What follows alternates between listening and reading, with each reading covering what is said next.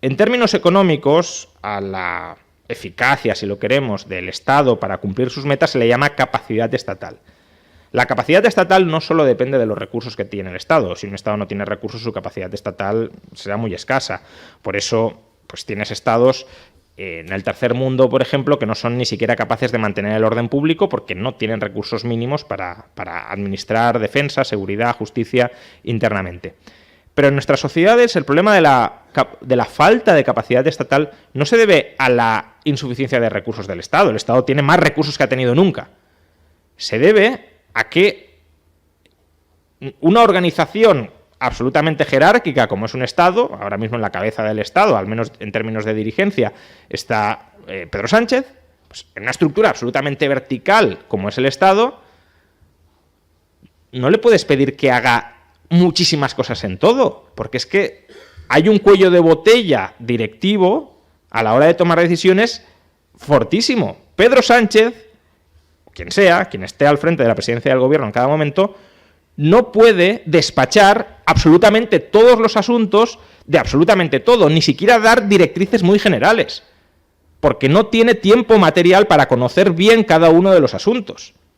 Y sin embargo es él el que tiene que dar la orden última o, en su caso, delegar en una persona de confianza, pero que sigue siendo otra persona que tiene que tomar una cantidad ingente de decisiones en multitud de ámbitos. Entonces, que el Estado se tenga que dedicar a tantísimas cosas, cuando no es posible que se dedique a todas ellas por un cuello de botella cognitivo en su equipo gerencial, lleva a que la capacidad estatal sea malísima.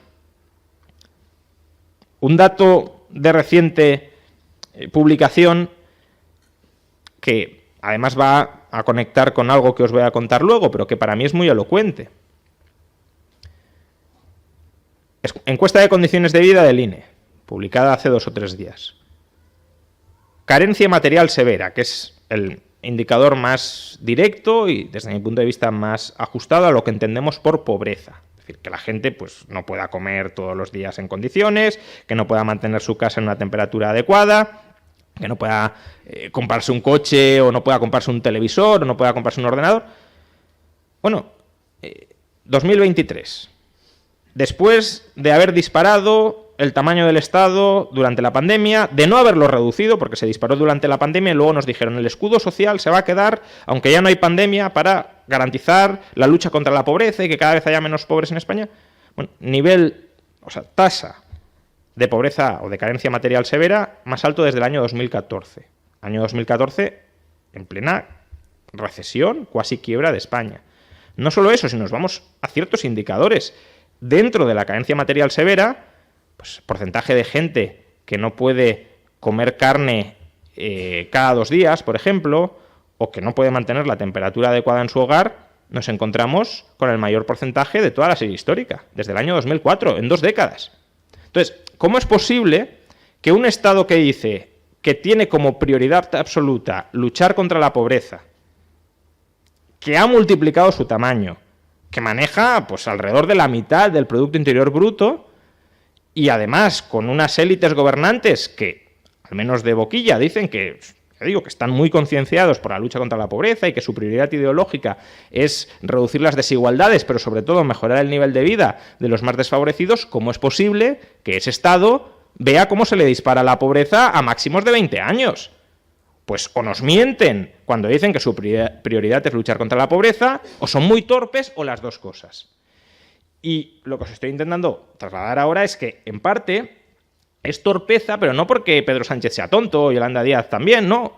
Es torpeza porque la estructura estatal inhabilita a los gobernantes a gobernar eficazmente porque no pueden hacerlo todo bien. No pueden manejar toda esa ingente cantidad de recursos de manera eficaz, mucho menos eficiente, en todos los ámbitos.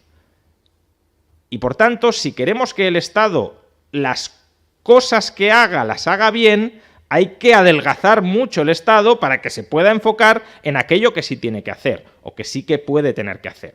Por ejemplo, mantener el orden público, una justicia eficaz, etc. O luchar contra la pobreza, pero contra la pobreza de aquellos que no se valen por sí mismos dentro de nuestras sociedades actuales.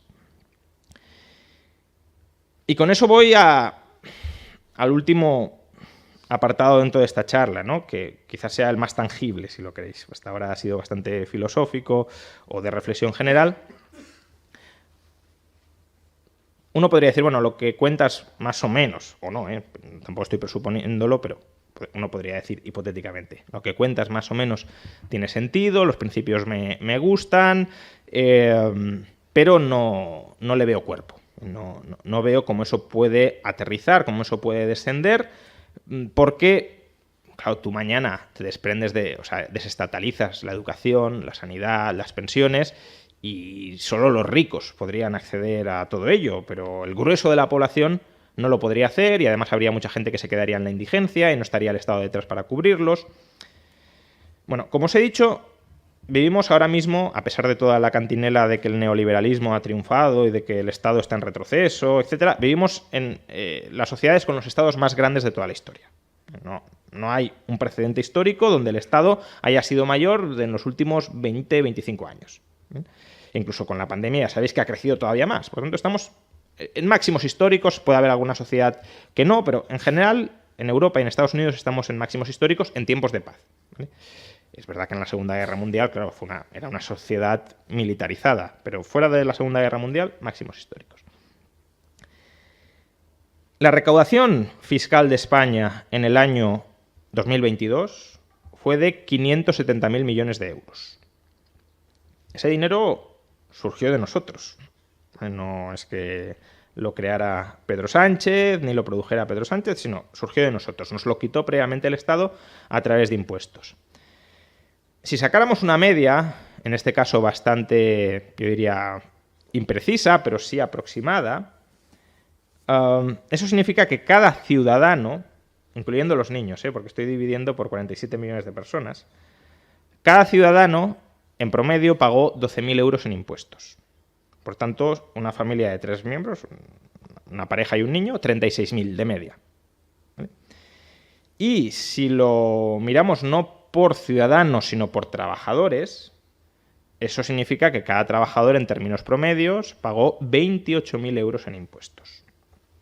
Claro que me podéis decir, bueno, pero esto es una media y la media, pues ya si tú te comes 2 pollos y yo no me como ninguno, cada uno nos hemos comido uno y, por tanto, seguro que estas cifras están sesgadas porque hay algunas poquitas personas que pagan muchos impuestos y el resto de la población, el grueso de la población, no.